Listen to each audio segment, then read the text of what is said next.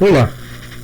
No tema terapia medicamentosa nos quadros dolorosos é de importância fundamental, pois sabe-se que a maioria dos nossos pacientes idosos eles fazem da utilização de 1, 2 ou mais medicamentos, sendo que muitos destes são relacionados aos quadros de dor, podendo apresentar efeitos importantes não só a nível dos tecidos, dos órgãos, como também podem provocar alterações de comportamento psicológicas cognitivas. A terapia medicamentosa para estudo da dor, ela vai ser focada em 3 grupos de fármacos ou medicamentos: os analgésicos não opioides, os analgésicos opioides, sendo a morfina a droga de eleição, a principal delas, a preferida, e as drogas coadjuvantes ou coanalgésicas. Estaremos verificando numa primeira parte o que se trata dos analgésicos não opioides, e numa segunda parte a relação entre os analgésicos opioides e as drogas coanalgésicas. A Organização Mundial de Saúde, em 96, adota e publicou um modelo clínico eficaz para o tratamento da dor oncológica, que será a nossa referência nesse momento. Mas não se trata exclusivamente da dor oncológica. Esses itens a seguir, ou seja, os próximos 6 princípios básicos, podem e devem ser reproduzidos para qualquer dor em qualquer intensidade, desde uma intensidade mais leve a uma intensidade mais avançada. Ou seja, esses princípios básicos é que o tratamento da dor ele deve ser realizado pela boca, usar a via oral sempre que possível, é a via de primeira eleição, pelo relógio, ou seja, a medicação tem horário regular e não apenas em doses se necessário. O medicamento também ele é específico para o indivíduo, ou seja, de acordo com as necessidades específicas do doente e não de uma massa de pessoas, porque cada sujeito, cada indivíduo apresenta algumas características particulares, até dentro do processo de envelhecimento. Atenção aos detalhes, sempre. E a classificação do nível de dor e a utilização de medicamentos correlata através de uma escala analgésica desenvolvida pela própria Organização Mundial de Saúde. A dor deve ser tratada de acordo com uma escala ascendente, de mais fraca a mais forte, e fazer a correlação dos medicamentos relacionados com a sua intensidade. As drogas analgésicas aumentam sua potência, começando com analgésicos não opioides, englobando os analgésicos antipiréticos, onde existem situações de dor e febre, na utilização de uma dipirona, um paracetamol. Esse paracetamol é amplamente receitado pelas unidades básicas de saúde, dentro do SUS. Na sequência de aumento de potência da analgesia, seriam os anti-inflamatórios não hormonais, os hormonais, e passando aos opioides fracos de dor moderada e opioides fortes, como a morfina nas dores severas. Todos esses medicamentos, os analgésicos não opioides, que são antipiréticos, anti-inflamatórios não hormonais e hormonais, podem estar acompanhados de drogas adjuvantes, coadjuvantes, que concedem um alívio da dor neuropática, que controlam os efeitos adversos dos opioides, como veremos na segunda parte, e favorecem que a terapêutica tenha um menor risco de toxicidade. Lembre-se que todo medicamento, até o mais inofensível, apresenta seus efeitos colaterais com o passar do tempo. Adicionalmente, a prescrição dos medicamentos preventivos para sintomas persistentes deve ser observada. Faremos a observação, ao final da segunda parte, de alguns medicamentos que tratam transtornos cognitivos, de comportamento, como depressão, bipolaridade, insônia, que interferem no medicamento principal que vai tratar o quadro doloroso. As doses devem ser sistemáticas, ou seja, a prescrição dos analgésicos deve-se conhecer a sua faixa de terapêutica de analgesia, de diminuição de dor, que representa os níveis no quais sua concentração se mantém constante, para permanecer na zona de analgesia, pois numa dor crônica requer um tratamento preventivo. Portanto, eles devem ser prescritos em intervalos regulares. Ao administrar dose subterapêutica, doses abaixo do ideal, as concentrações analgésicas se mantêm baixas e, consequentemente, o paciente permanece com dor. Entretanto, se for administradas doses supraterapêuticas ou dose extremamente elevada, consegue-se uma analgesia em curto período de tempo. Obtém-se rapidamente, os efeitos colaterais estão presentes em uma intensidade também rápida e evidente. A escala analgésica desenvolvida pela Organização Mundial de Saúde 96, aqui temos um exemplo dela modificada, aonde o uso do medicamento deve ser condicionado aos níveis de dor, o nível 1, 2, 3 ou 4.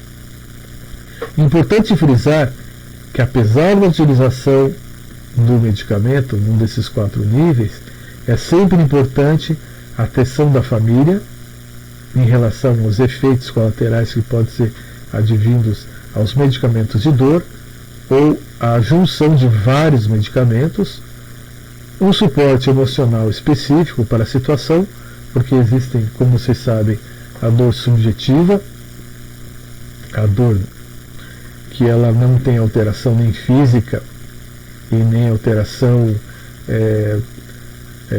neurológica, e a comunicação, ou seja, como o paciente vai nos comunicar, ou ao cuidador, ou ao familiar, se tem uma alteração corporal ou de comportamento, é muito importante.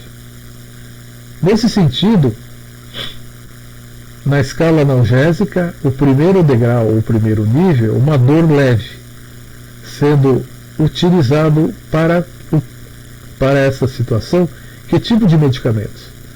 Os analgésicos não opioides e as drogas adjuvantes, que veremos essas drogas na segunda parte da aula. Já numa dor moderada, utilizam-se opioides fracos e alguns exemplos desses opioides fracos: a codeína, tramadol, propoxifeno e algumas drogas adjuvantes. A dor severa são utilizados opioides mais fortes, como a morfina, que é a preferência, a oxicodona, a metadora, o fentanil e também algumas drogas adjuvantes. E o quarto grau seriam os opioides por outras vias que não sejam a via oral, que é a primeira via de seleção e de controle de administração do medicamento. Ou seja, essas outras vias seriam a via endovenosa, a via subcutânea, direto na medula espinhal e entre as teclas. Sendo que assim podem associar-se também procedimentos de anestesia e procedimentos também de neurocirurgias para eliminar o trajeto de condução de dor. Entre os analgésicos não opioides, os anti-inflamatórios não hormonais são os agentes mais utilizados. São prescritos para o controle da dor e de edema, principalmente nas artropatias crônicas, como osteoartrite e artrite reumatoide, e nas anormalidades musculoesqueléticas, como traumatismos, fraturas e lesões de partes moles, além de proporcionar alívio da dor pós-operatória, dor dental, bem como de dor de cabeça e alteração do fluxo menstrual. Geralmente são bem tolerados num curto período de tempo, que é um pouco particular de indivíduo para indivíduo, mas que dura em torno de 15 a 30 dias. Mas preferencialmente deve-se escolher um analgésico com mecanismo adicional sinérgico, ou seja, que tratem também algumas situações que estão envolvidas com um quadro, por exemplo, de um edema, onde eu tenho além da dor, aumento do volume tecidual ou cistos, eu vou ter um quadro de febre também. Nesse caso, a dipirona ela auxilia na analgesia desse quadro descrito. Bom, o fato acima descrito ele deve ser somado a um perfil físico-químico e as diferentes formas farmacêuticas disponíveis. Portanto, isso é importante porque torna o uso tanto do antipiréticos, que é o sinérgico, como do próprio anti-inflamatório não hormonal, mais tolerável do que os anti-inflamatórios não hormonais ácidos em relação à toxicidade gástrica com uso prolongado. Então, alguns anti-inflamatórios não hormonais, eles provocam alteração ácida na região de estômago, que pode estar relacionado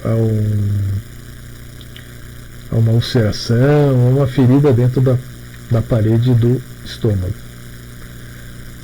Na escolha de anti-inflamatório não hormonal clássico, por exemplo, um Cataflã ou um Cochib, que são anti-inflamatórios hormonais altamente seletivos, como o COX-2, deve ser priorizada a histórica clínica dos pacientes e os seus efeitos colaterais criteriosamente monitorados. Então, basicamente, não é só a utilização do anti-inflamatório não hormonal, que é a primeira escolha no tratamento. Ele deve também ser constantemente monitorado em relação aos sinais e sintomas, como alteração de comportamento, alteração de pressão arterial, frequência cardíaca, entre outros. Aqui nós verificamos nesse quadro as doses recomendadas de analgésicos não opioides disponíveis no Brasil. Evidentemente que não se trata da nossa competência para a dosagem dos medicamentos. Mas é importante observar que todos esses medicamentos, talvez até já tenhamos usado mais de um desses grupos em toda a nossa vida, eles estão presentes aqui nesse quadro. Então, no primeiro momento, no primeiro quadro, nós temos o nome da droga, as doses recomendadas para crianças e adultos acima de 50 kg e a dose máxima diária.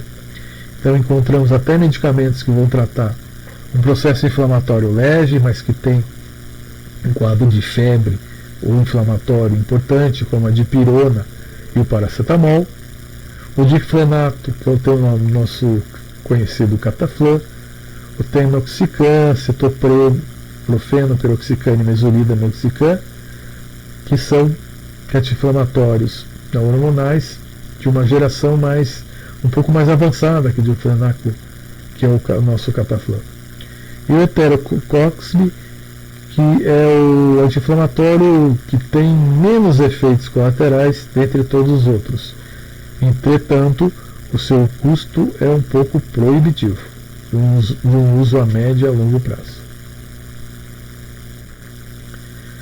Monitorização do tratamento é conhecida como controle da dor, que deve ser escrita e exaustivamente orientada verbalmente ao paciente.